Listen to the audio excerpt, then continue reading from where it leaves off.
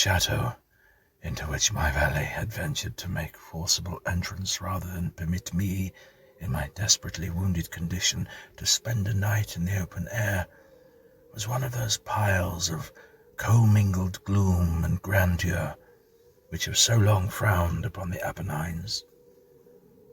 To all appearance it had been temporarily and very lately abandoned.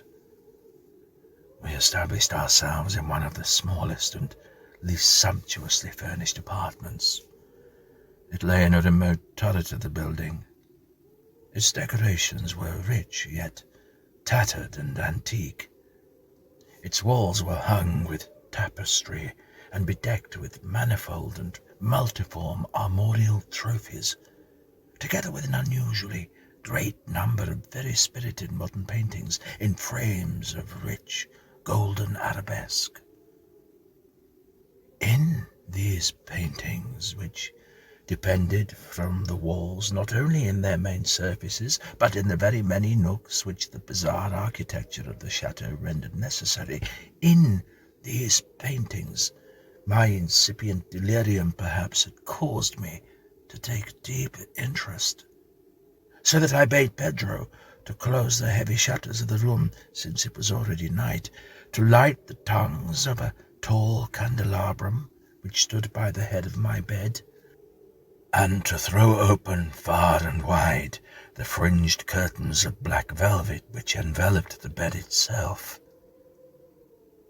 I wished all this done, that I might resign myself, if not to sleep, at least alternately to the contemplation of these pictures, and the perusal of a small volume which had been found upon the pillow, and which purported to criticize and describe them.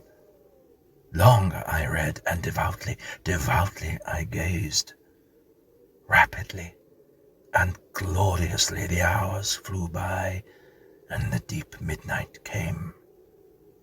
The position of the candelabrum displeased me, and outreaching my hand with difficulty, rather than disturb my slumbering valet, I placed it so as to throw its rays more fully upon the book, but the action produced an effect altogether unanticipated.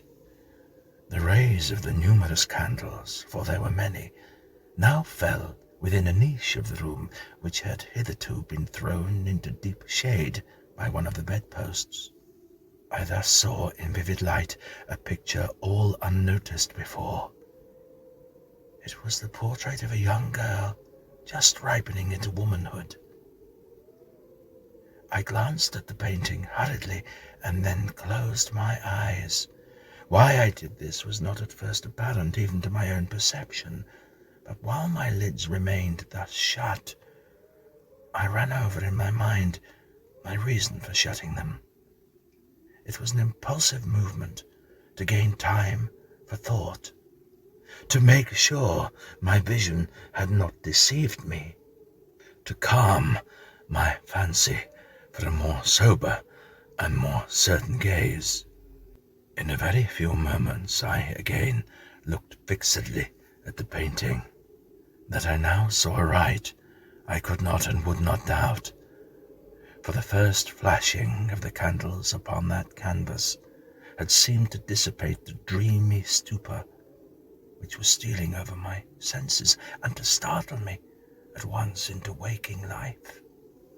The portrait, I have already said, was that of a young girl.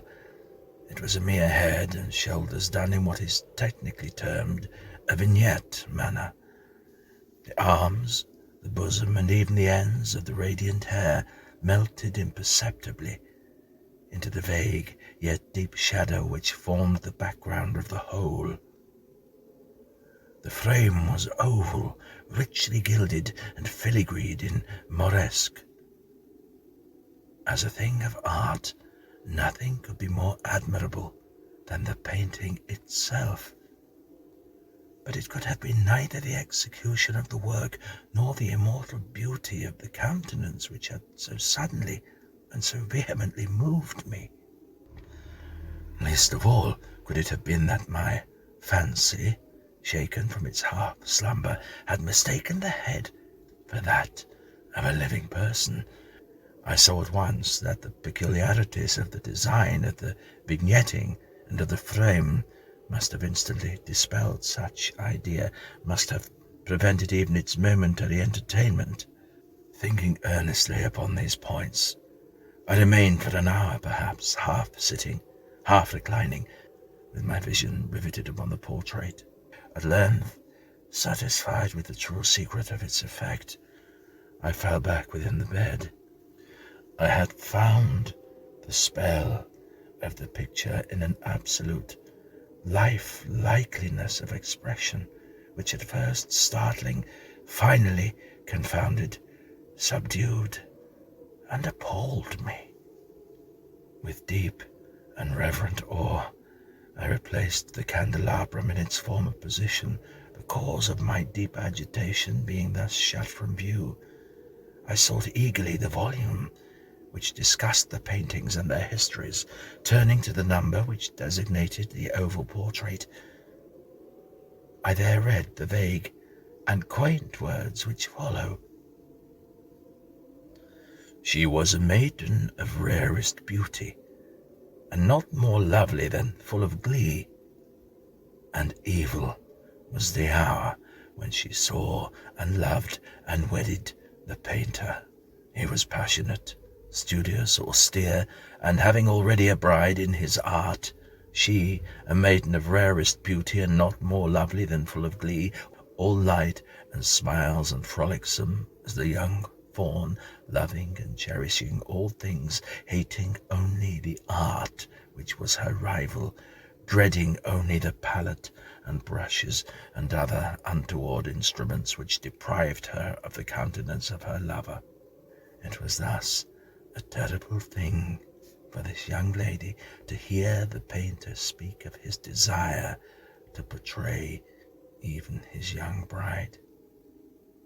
But she was humble and obedient, and sat meekly for many weeks in the dark, high-turreted chamber, where the light dripped upon the pale canvas only from overhead.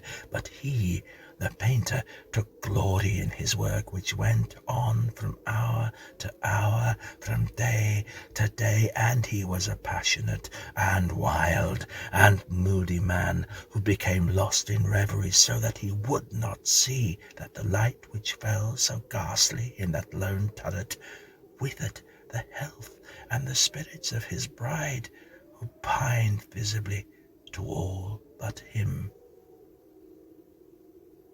Yet she smiled on, and still on, uncomplainingly, because she saw that the painter, who had high renown, took a fervid and burning pleasure in his task, and wrought day and night to depict her who so loved him, yet who grew more dispirited and weak. And in sooth, some who beheld the portrait spoke of its resemblance in low words, as of a mighty marvel, and a proof not less of the power of the painter than of his deep love for her, whom he depicted so surpassingly well. But at length, as the labour drew nearer to its conclusion, there were admitted none into the turret, for the painter had grown wild with the ardour of his work, and turned his eyes from the canvas rarely, even to regard the countenance of his wife. And he would not see that the tints which he spread upon the canvas were drawn from the cheeks of her who sat beside him. And when many weeks had passed, and little remained to do, save one brush upon the mouth, and one tint upon the eye, the spirit of the lady again flickered up as the flame within the socket of the lamp. And then the brush was given, and then the tint was placed, and for one moment the painter stood entranced before the work which he had wrought. But in the next, while he yet gazed, he grew tremulous and very pallid, and aghast, and crying with a loud voice, "This is indeed life itself!" turned suddenly to regard his beloved. She was dead.